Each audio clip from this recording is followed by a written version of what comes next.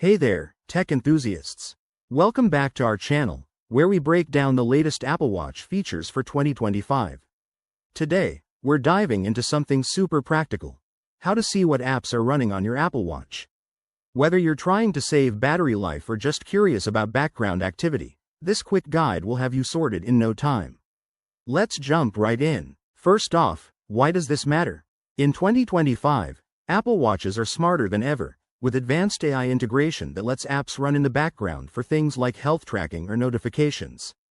But if you're not careful, they can drain your battery or hog resources. So, knowing how to check is key. Step 1. Make sure your Apple Watch is awake and on the home screen. Simply raise your wrist or tap the screen to wake it up.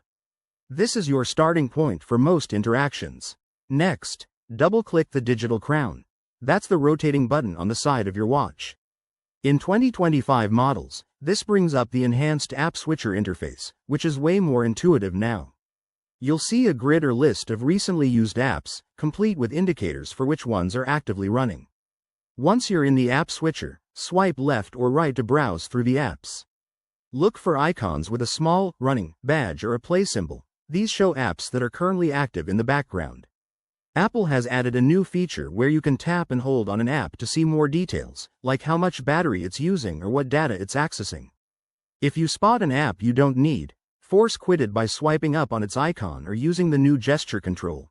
Flick your wrist upward while holding the app. This helps optimize performance and extend your watch's battery life. Pro tip: head to the Settings app on your watch, go to General, and then Background App Refresh, to manage which apps can run in the background overall. It's a game changer for power users.